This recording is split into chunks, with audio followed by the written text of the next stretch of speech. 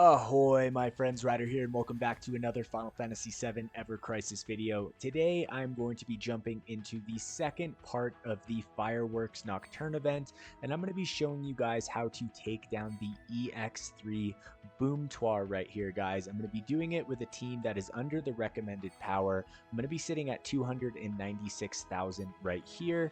Now, I think for most of you guys, this fight shouldn't be too hard, but I am going to explain the mechanics for all of you guys that still need help getting this clear.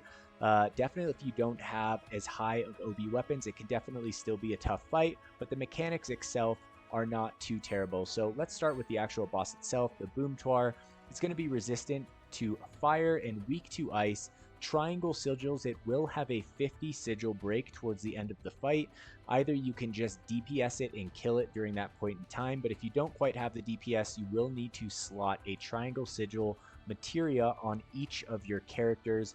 Now, to look at the immunities, I'm looking at physical attack down, magic attack down, and physical defense down are all immune. However, that leaves magic defense break open, so we are going to take advantage of that.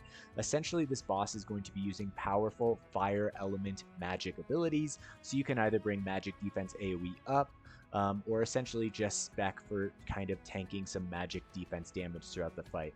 Alright, other than that, I'm going to quickly go over my team here. I am going to be running Sephiroth, Matt, and Lucia. We have our primary ice magic DPS, Matt as our central healer slash buffer and debuffer, and then Lucia here as our primary imperiler and breaker. So to quickly go over this build, guys, Sephiroth's going to be running the Ice Arcanum costume, Shiva's Diamond Dust at level 8. We have the Edged Wings here at OB 10, the Owl Newbie here at OB 10 as well, although this fight can definitely be done with OB 6 or maybe even less for both of these. I have a stat stick magic attack up materia right here. I didn't slot one here to keep myself under the recommended power. And then we have our triangle sigils right here. So one on Sephiroth, one on Matt, and one on Lucia. All right, jumping over to Matt, he is running the Gear Voucher healing costume. Gigantic Shield is the limit break. We have Centipede here as the primary healer. You could also use Prime Number as well. I also have the Stingray here for the magic defense break when Matt has some free ATB. Then I'm also using Ice Breach right here just in case Lucia needs some help. During this fight, the boss can inflict darkness, meaning that it will take away Lucia's ability to use Diving Burst. So we have a healing Asuna Darkness on Matt and a healing Asuna Darkness on Lucia right here. Other than that, just the triangle sigil right there. Because of the Bald Eagle right here and the Ice ability plus 30% in the third materia slot, we do have a Lazara blow focused on physical on Lucia. Now, to go into the back end of the character builds right here, we have Sephiroth at 126k power, 8.8k HP, almost 4k magic attack, 114 magic defense, our abilities focusing magic attack, ice potency, and ability potency right here. So nothing absolutely crazy. His sub-weapons, I'm going to be running the event weapon Amethyst Collar, the event weapon Hellhouse Rod, and then last but not least, the Kath Palug, which is Vincent's new weapon for magic attack and ice potency. Jumping over to Matt, he'll sit at 81k power, 9.7k HP. He's got 167 magic defense, 2.8k healing. His R abilities are going to be focusing HP, magic defense. We've got healing at 9 and buff debuff extension here, which is really helpful for Matt. His sub weapons are going to include the event weapon Pumpkin Blaster, the event weapon Chocobo Staff, and then last but not least, the 4-point shuriken here for HP buff debuff extension, and this one's only at OB2. Now, last but not least, we have Lucia Lin, 88k power, 10.4k HP, 3.7k physical attack. She's got 141 magic defense, so not bad at all.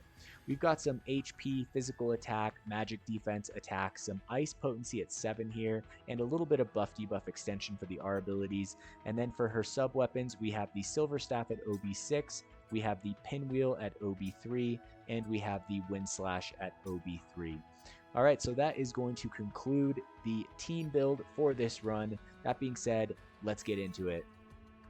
Honestly, guys, I've been wondering if I should keep doing these EX2, EX3 guides. I feel like so many players don't need them, but I do know that some people still do, and honestly, I like making them, so I'm still going to keep doing it for now.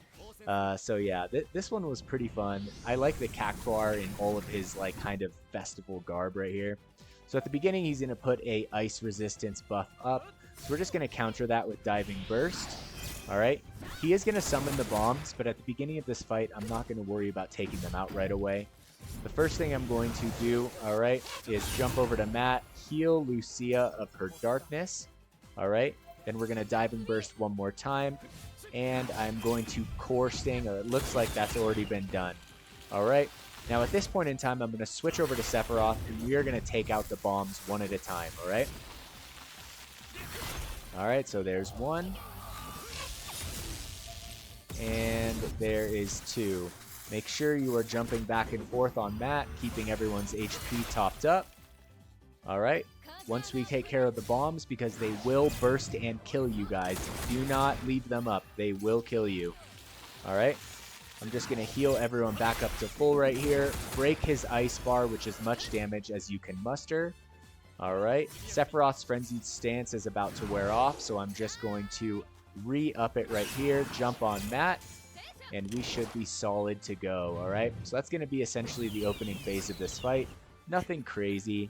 It is a pretty chill one, at least compared to the Crash fights and the new EX2 fights. Alright, so after that, just going to make sure that all of my buffs are still up. We are missing the magic defense, so I'm going to switch over to Lucia here. Alright, she's going to use that one. Matt can jump it up to high right there.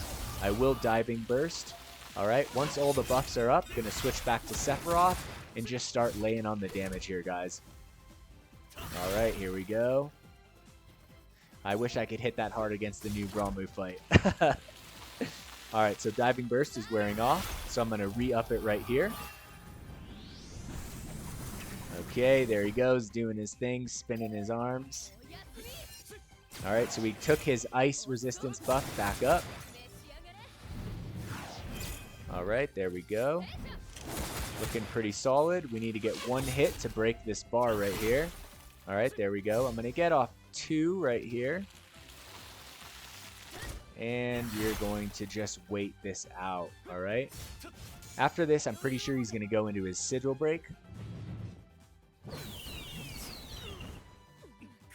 Okay, so we're just going to drop a heal. And we are going to go into the Sigil Break. So I could probably DPS him down right here, but for those of you guys that may not have the DPS, I'm going to show you guys that with 3 Triangle Sigil Materias on your characters, you can easily break this Sigil phase. Alright, so I'm just going to sit on everyone right here. And we are just going to fully break this Sigil phase.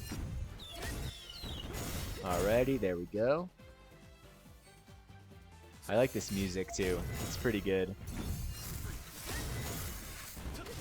Alright, almost there, almost there. Alright, I'm going to save ATB right here. Ooh, we got the darkness status effect. Okay, so I'm going to heal that darkness on Lucia. And then we're going to go straight into the Diving Burst, straight into the Core Sting. Sephiroth is going to Frenzied Stance. And then I'm going to go all the way into the Cheering Shots, Gigantic Shield, and Shiva's Diamond Dust. This should take us pretty close to taking down the Boomtaur. Alright, here we go. And let's go.